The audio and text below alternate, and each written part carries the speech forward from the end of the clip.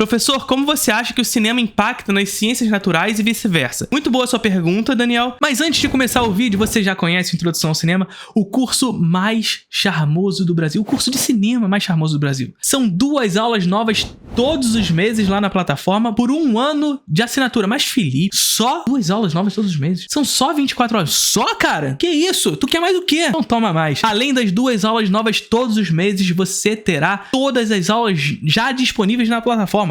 Ou seja, aquelas aulas que eu já disponibilizei anteriormente vão estar lá. Você vai ter 1 ano de acesso com todas essas aulas, mais 2 aulas novas todos os meses. Olha quanta aula você vai ter, cara. Olha quantas aulas você vai ter. Ah, Felipe, mas o que você traz nessas aulas? Quais são os assuntos? Linguagem, teoria, história, crítica, política relacionada à produção cinematográfica. Já tivemos aulas sobre neorrealismo italiano, a obra de arte na era da sua reprodutibilidade técnica, contra-interpretação, enfim, cinema como espelho, cinema como olhar, enfim, tem tudo lá, voyeurismo, tem tudo lá, e tu tá aí e não se inscreveu ainda. Tá esperando o quê? Link na descrição do vídeo. Bora pro vídeo. E mais do que isso, pra responder a sua questão, a gente precisa ir pra um lugar que remete à teoria realista do cinema. E aí eu vou dizer pra vocês mais uma vez que tem uma aula lá na Introdução ao Cinema sobre teoria realista do cinema. E o que eu preciso dessa teoria pra responder a sua pergunta?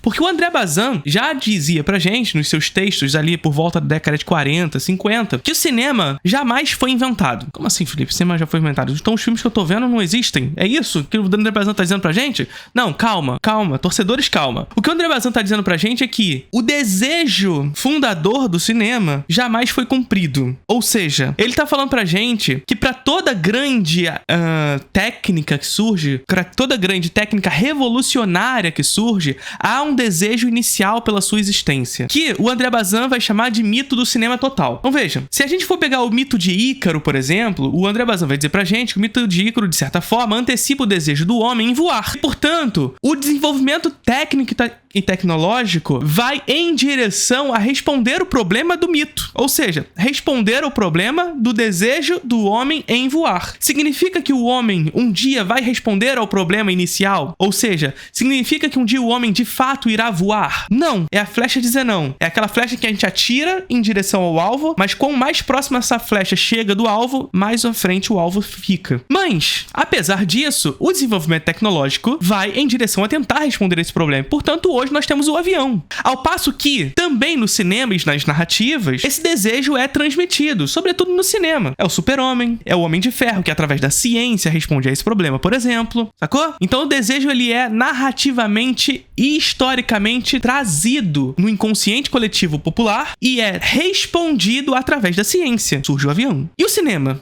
Qual é o desejo fundador do cinema? O André Bazin vai chamar de mito do cinema total. E o mito do cinema total nada mais é do que o desejo pela representação da natureza e, portanto, da criação do duplo da natureza. Ser possível, portanto, a captura da natureza tal como ela é. É aqui que está a grande questão da sua pergunta, Daniel. O cinema, ele impacta as ciências naturais e vice-versa, porque o cinema é a arte que até então é a arte que melhor responde ao problema da forma. É a arte que melhor responde ao desejo inicial da representação humana. E esse desejo inicial da representação humana está descrito pelo André Bazin desde sempre. Então a galera lá das cavernas, né? Então tava lá os carinha nas cavernas lá, pintando na parede e tudo mais, as pinturas rupestres. E o que esses caras estavam fazendo? Se não pintando a representação de sua existência. Fazendo através da forma perdurar a sua existência. Caça, a vida em sociedade, suas festividades, a agricultura, posteriormente, sua cultura, percebe? Então, há um desejo inicial pelo qual, desde o início, se deseja representar o duplo dessa natureza. Entretanto, claro, a técnica, como um meio dessa representação, ela tem idade. E aqui vem Milton Santos, pro nosso colega da geografia aqui no chat. A técnica tem idade. E, portanto, rugosidade. Ou seja, toda técnica remonta a um tempo específico de seu uso, que será através desse uso, e provocará através desse uso resultados. No caso da galerinha lá na Idade das Cavernas, pintando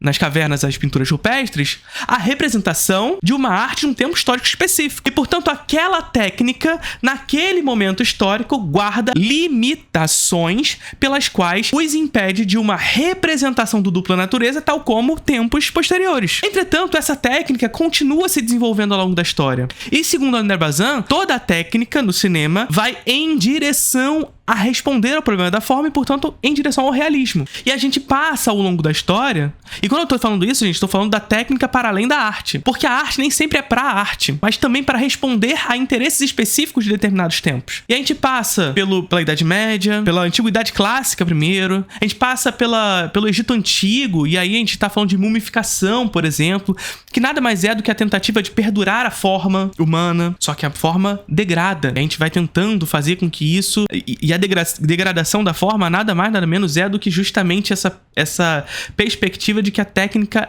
tem idade. Conforme ela vai se degradando, ela vai perdendo a sua função do tempo. Ela vai perdendo a sua função daquele tempo original. A gente passa pelo Renascimento, pelo Neoclassicismo, pela fotografia. E o que é a fotografia, se não a captura da natureza frente a nós? A captura de uma memória frente a nós. E, portanto, a tentativa da captura do duplo da natureza e, portanto, a captura da natureza frente a gente. Veja, as ciências naturais, desde sempre, se utilizavam das pinturas, das gravuras, para representação, inclusive na geografia. Alexander von Humboldt, por exemplo, era um cara que nas suas expedições sempre levava um artista. E ele também era um artista, inclusive, para fazer as pinturas dos lugares onde ele visitava. Capturar a fauna, a flora, relevo, saca? Com a chegada da fotografia, a fotografia liberta a pintura e a gravura dessa necessidade. Veja só, com a chegada da fotografia, a fotografia liberta a pintura da necessidade de ser real, de ter a necessidade de capturar a natureza. É, inclusive, não à toa, que justamente no momento onde surge a fotografia é que começam a se libertar, portanto, a pintura e fazer surgir movimentos abstratos, ali no século XIX para o século XX. Sacou a questão? Ou seja, a fotografia passa a libertar o modo pretérito de representação da natureza. Significa que a fotografia mata a arte anterior? Não. Ela liberta a arte anterior da necessidade de responder ao problema da forma. Liberta enquanto arte. E a fotografia passa a ser superada na chegada do cinema. Porque o cinema responde a mais um problema da forma pelo qual a fotografia não respondia, que é o movimento. Então, o cientista, para capturar a natureza, para racionalizar a natureza, ele passa a capturar a natureza em movimento.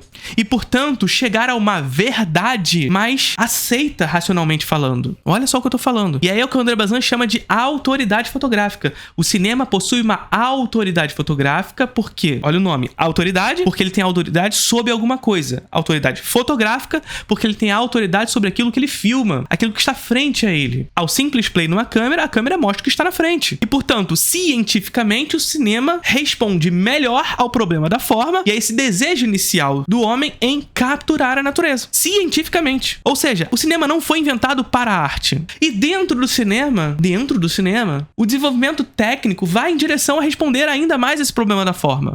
Porque, veja, surge o movimento, mas o cinema ainda não responde a esse problema. Surge o que em seguida? O som, porque a realidade tem som. Mas ainda assim não responde ao problema. Por quê? Porque a realidade tem cores. Surge a cor, mas ainda assim não responde o problema. Por quê? Porque a realidade é em 3 dimensões. Surge o 3D, saca? São algumas coisas. Por exemplo, uma outra questão que o cinema não consegue responder ao problema da forma com relação à natureza. O som. Surge o som. Beleza, a natureza tem som e o cinema passa a ter som. Mas que som é esse? Que som é esse que surge com o cinema? Porque, veja, imagine você numa mesa de bar conversando com seu amigo. E numa mesa de bar conversando com seu amigo, esse lugar é barulhento. Concordam? Você tá num bar cheio, lotado, tudo mais, esse bar é barulhento. Mas você tá conversando com seu amigo e seu ouvido, o ouvido humano, portanto, ele é capaz de captar a voz daquele que você está conversando e, de certa forma, digamos assim, separar o som que você quer escutar, em detrimento do ambiente. Claro que o som ambiente ainda assim vai te incomodar, mas você consegue separar, de certa forma, a sua atenção para um som específico. Agora, filme esse ambiente. Filme esse ambiente. E a não ser que você tenha uma câmera, um aparelho de som, de captura de som, muito eficaz, você vai pegar o som ambiente junto com a voz daquele que você está conversando. E não tem como separar. Vai ser quase inaudível o seu interlocutor. Se você tá num carro e você tá com a janela aberta, viajando, e você tá conversando com as pessoas no carro, você consegue escutar elas. Agora liga a câmera pra fazer isso. O vento que vai entrar dentro do carro vai te impedir de escutar qualquer pessoa. Percebe? O som ainda não consegue responder ao problema da forma. Esse, inclusive, foi algum dos problemas do som direto lá na década de 50, quando os autores começam a ir pra rua pra filmar e a rua tem barulho, saca? Somado a isso, na contemporaneidade nós vivemos um outro problema, que é o problema da pós-verdade. Apesar do cinema ir em direção, a sua técnica ir em direção a responder o problema da forma, e e, portanto, dar ferramentas, inclusive pra ciência, pro jornalismo, o cinema passa a se utilizar de sua autoridade com a realidade pra contar mentira. Por quê? Porque surge a inteligência artificial, surge o deepfake, surge o metaverso, sabe qual é? Ou seja, a partir da autoridade fotográfica que o cinema tem em contar uma verdade, mostrar uma mentira. Ou seja, se ao dar o play numa câmera eu mostro o imediato frente à câmera, a partir de agora eu dou o play numa câmera e mostro o que não está frente à câmera. E esse é o assunto da aula que eu adicionei hoje no Introdução ao Cinema. Faça parte. Curtiram o vídeo?